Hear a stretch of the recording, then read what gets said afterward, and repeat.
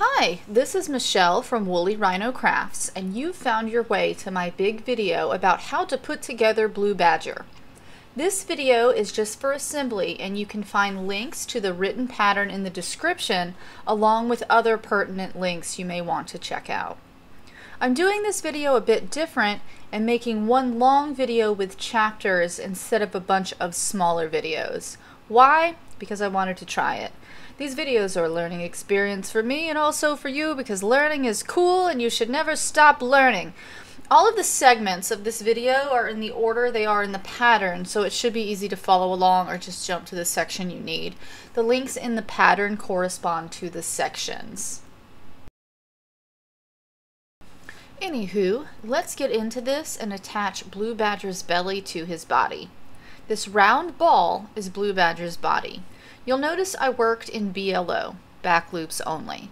This will make your badger a little larger and also squishier. It makes the fabric not as stiff, and I like to do it for this nice texture and to make cuddly stuffed animals. As the pattern says, this is totally optional.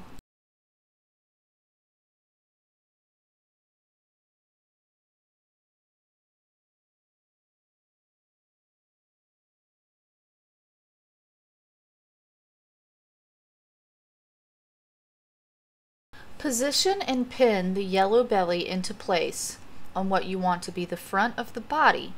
Bobby pins are excellent for this. Make sure it looks good and is where you want it. Thread your tail into your yarn needle and then use a whip stitch or running stitch to join. I used whip stitch. Working BLO also gives you some pretty clear stitches to stitch into when joining parts.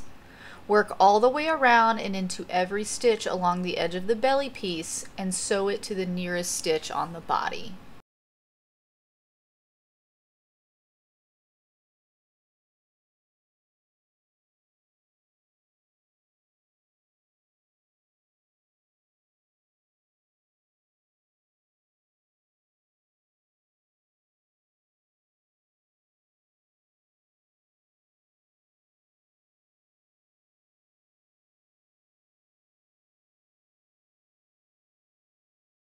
As you're working, you want to check on the positioning periodically to make sure that it's still where you want it to be. If you've played the Ace Attorney games, which I'm assuming you have, then you know the Blue Badger is a little janky. So it's actually totally okay if parts are a bit off-center or a bit wonky.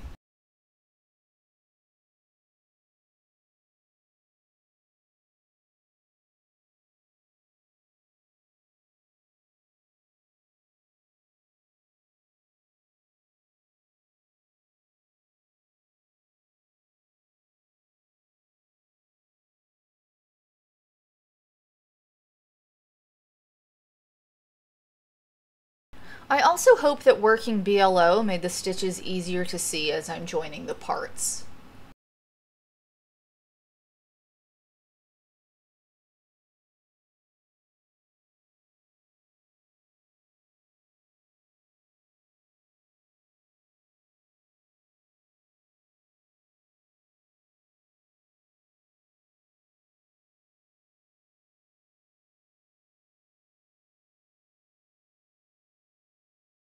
When you're done, secure it and pull the tail inside. Remove your pins if you didn't already. And up next is how to make flat seams for Blue Badger's legs. Behold, a Blue Badger leg. I've been asked about this before for some other patterns, so let me show you what I'm talking about just in case.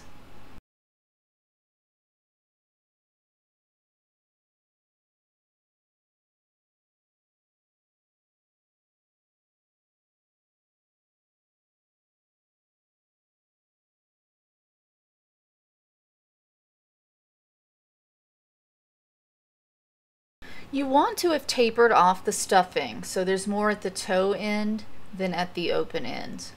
Once satisfied with the stuffing, just fold the open end shut and use your tail to close it flat. You can use whip stitch or running stitch, or you can single crochet or slip stitch it closed if you want. It doesn't matter. Just close it with a flat seam. I did a quick running stitch through the back loops. It's very easy, as you can hopefully see. And up next, I'll show you how to attach these legs to the body so your blue badger can sit nicely. Here we have the body and the legs with their closed ends. Position them at a bit of an angle toward the front, not shooting straight off to the sides and not straight to the front either, but like 45 degrees. Pin them and make sure you're satisfied with the positioning before you start sewing.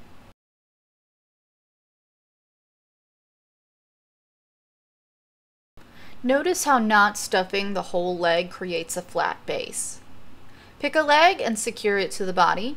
Again, either running stitch or whip stitch will be fine. I use whip stitch a lot.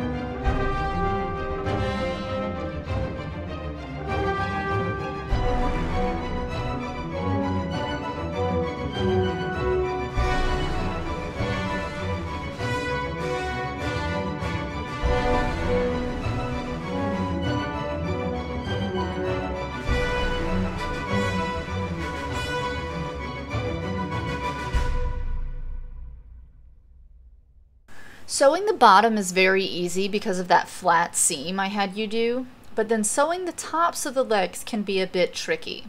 The legs are basically a platform for the round body to sit on, so as you're sewing them, you want to shape them to the body and not just work flat across. I'm having some struggles here because I'm trying to work on my spatial awareness and stay in the frame. I don't normally work on any sort of surface and only do so when making videos. I would normally brace this against my body to stitch it, but then I'd be out of the frame and this video would not serve you as well.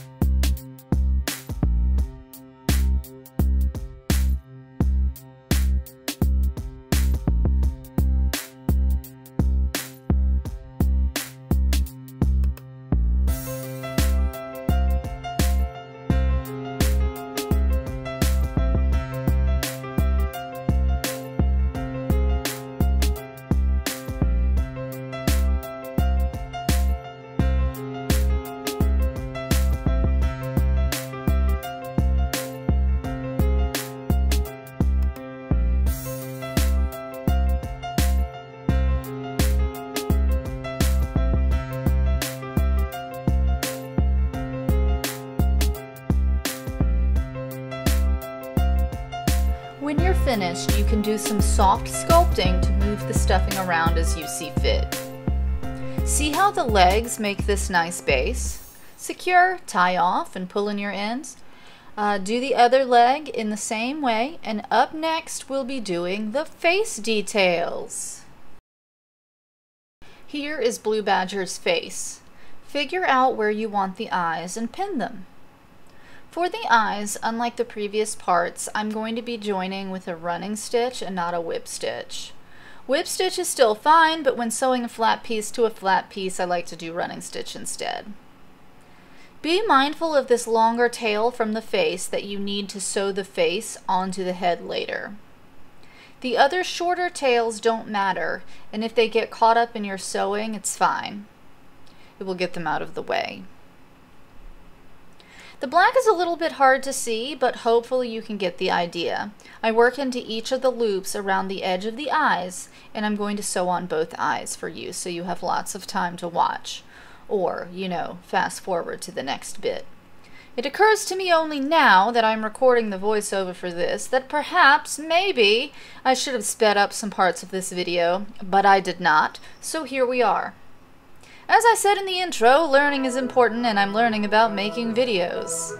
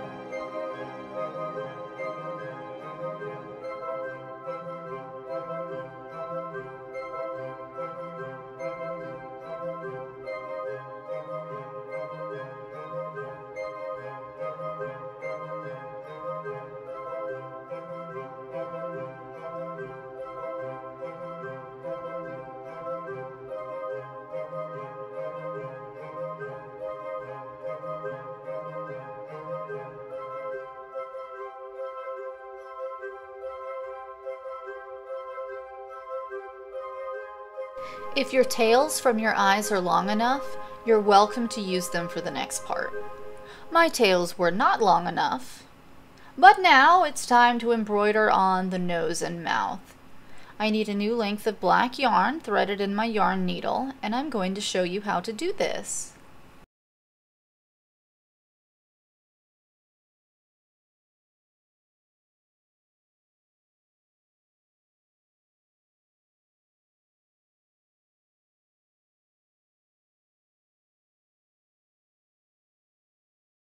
Insert your needle up through the back where you want to start your nose.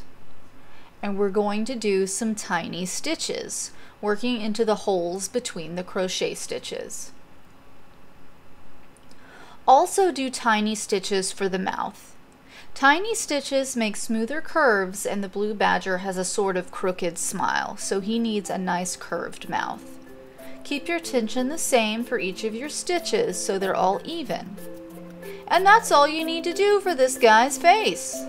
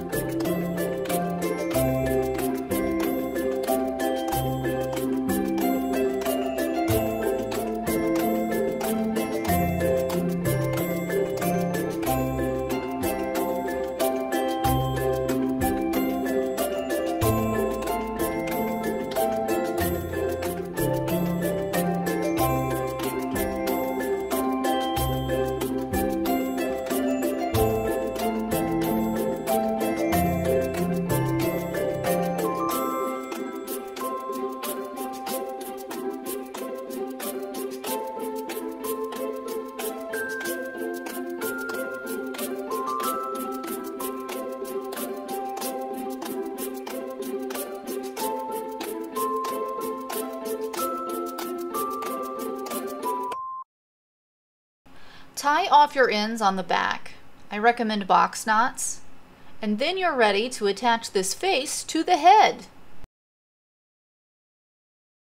Here's the head, which is kind of a smushed pear shape or a mushroom cap shape or something. It looks kind of like a blue Goomba. Situate the face on the head and pin it. You want to kind of shape it to the head, stretching it a bit.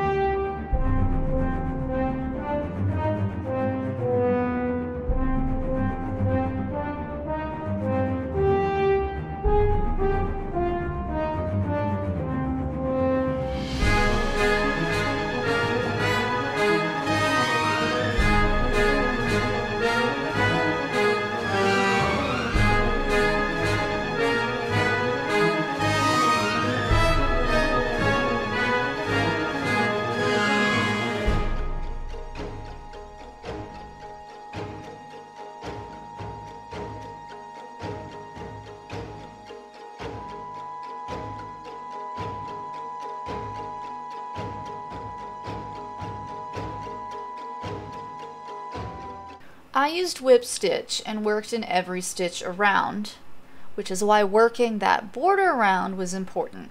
It creates a clean edge that makes this part easier. As I've mentioned in previous segments, you can also use running stitch here. Attaching the face to the head is the same as attaching the belly to the body.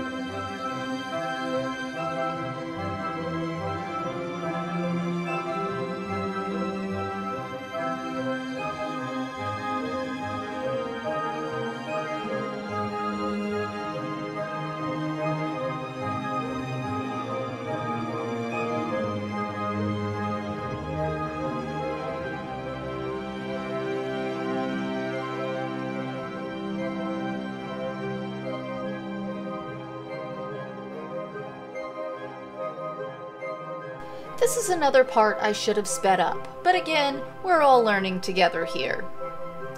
Be mindful as you work around the eyebrow parts here at the top of the face. You want to make sure they maintain their shape. And up next, we will be attaching the little white balls to the head spikes or whatever they are. Is it a jester hat? I don't know. I know this thing is not a badger, but here we are.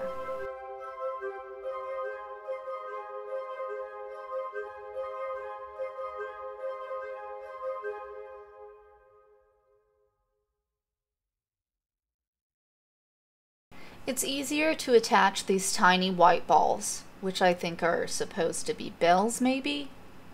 It's easier to attach them before you finish the entire cone-shaped piece, attaching them when you're about halfway down. Thread your white tail through your yarn needle and then insert it down through the top hole and pull the ball down. Come back up through one of the round 1 stitches and then through the stitches of the last round of the ball. Stitch all the way around, attaching the ball to round 1 of the cone spike thing.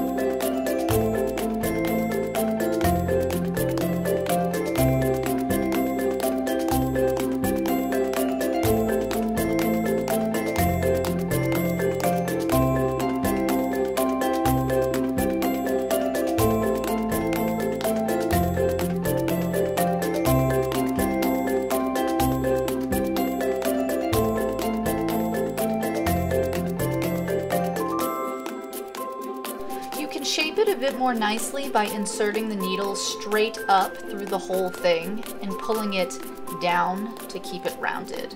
Tuck the tail in, tie it to the starting tail of the spike if you'd like, and next we attach these cone things to the head. So now we have 3 completed head spikes stuffed firmly. They should all be the same, so pick one to start, and this will be the one in the middle of the blue badger's head.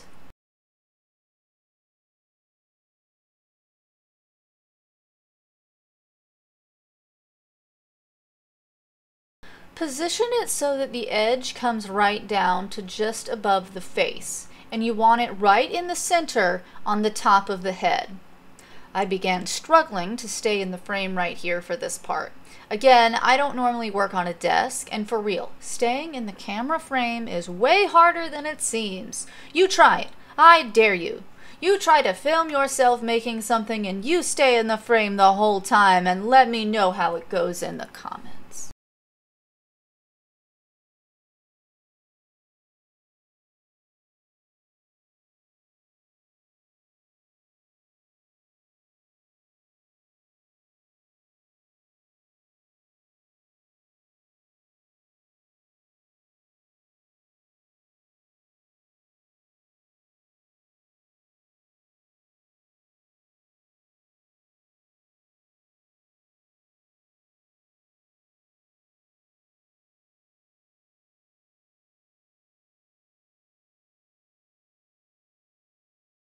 Anyway, pin it in place.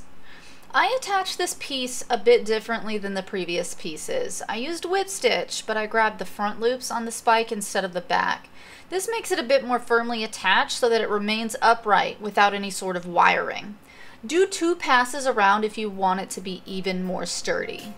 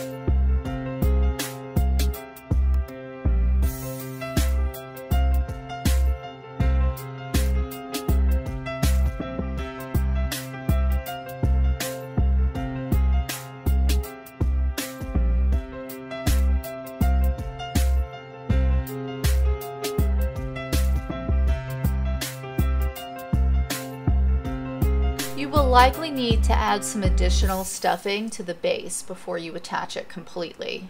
This helps with shaping and again for the stability of the spike.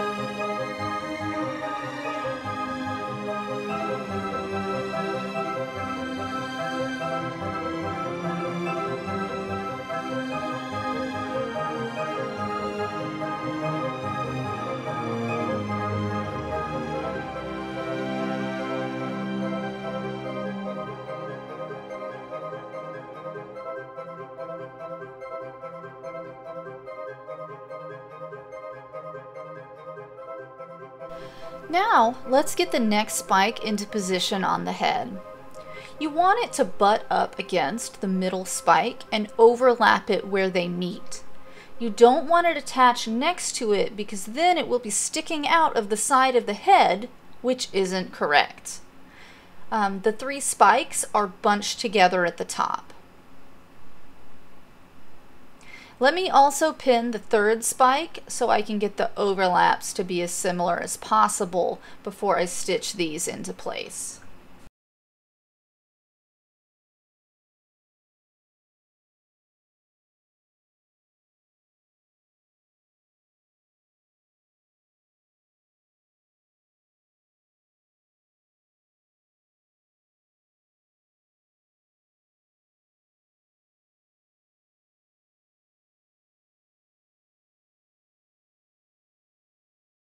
Once you're satisfied with the bunching appearance and have them both pinned in place, just stitch them to the head and to the middle spike with your preferred method. Then we're going to get this head attached to the body. With all of the extras attached to the head, it's time to join the head to the body. I wanted the head to be firmly attached, so I'll be going around several times, doing several passes. I didn't want a floppy head, so I left an extra long tail. You're going to want to position the head so that the yellow face bumps up against the yellow at the top of the belly. I got started here close to the holes just to hold the head in place. This part was extremely hard for me to stay in the frame because I needed to hold the body against my body to keep it in position to try to stitch it, and the camera was in my face so I could barely see what I was doing. Anyway, just keep working around and working farther and farther out on the rounds of both the head and of the body. Definitely check on this periodically as you work to make sure everything is still falling into place as it should. I'm so sorry about being out of the frame. It's hard and I was very uncomfortable, and making these videos is not a fun time for me. Like, at all. I'm serious. This does not spark joy, but what it does do is stops people from asking me how to sew things together. It's kind of wild that most of my crochet videos are not even remotely about crochet, and they're mostly about sewing.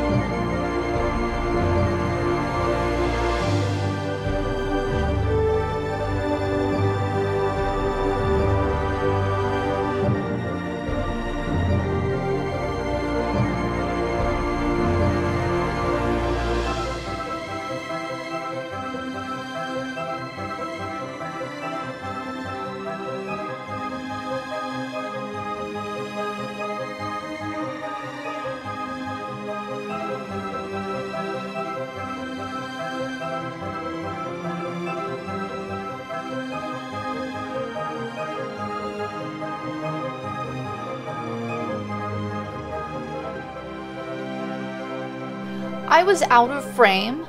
So much for this part that we're just going to end it here. Sew the head on. Keep going around and around until the bottom of the face is touching the top of the belly. That's it. There are several pictures of the fully attached head in the written pattern. So let's move along onto sewing thumbs to hands. These little thumbs need to be positioned right about here on the hands. They're toward the top, but also a bit toward the front. You'll only need 1 or 2 pins for this, if any. It's so small and so quick to attach. Work around with whip stitch or running stitch. Surprise! I used whip stitch. Just kidding. That's not a surprise at all.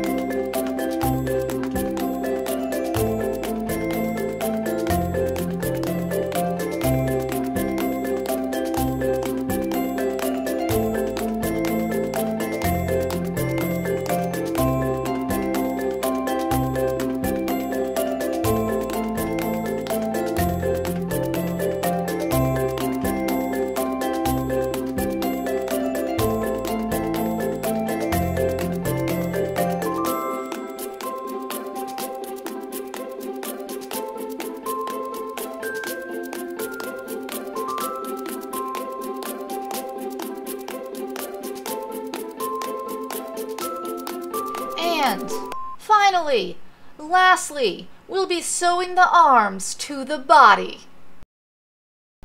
With the thumbs attached to the arms, it's time to put the arms on the body. They go right under the head on the sides of the body, raised upward. Okay, let's pin the first one. By this point, the blue badger is so big that staying in the frame became hopeless for me. I'm sorry. I'll try to do better. I sewed the arms on the same as most everything else, whip stitch, which you'll see again for the 30th time if I can manage to be in the frame.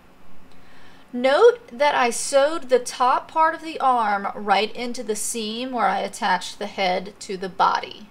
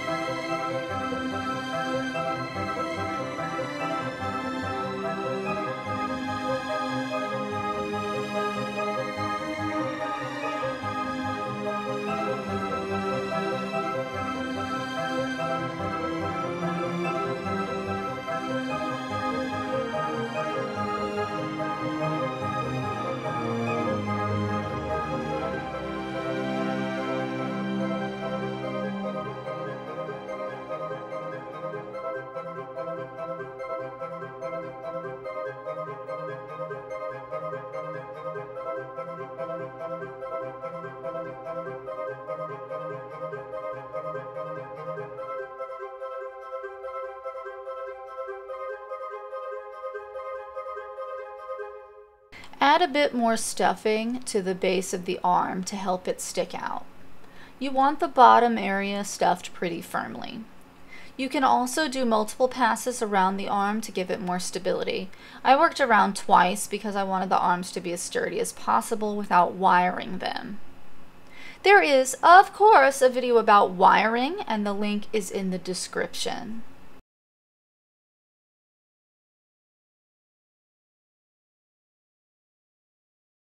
Thanks for watching, and I hope this very long video with multiple parts was helpful. Be sure to thumbs up and subscribe for more content that is apparently mostly about sewing. Happy crafting!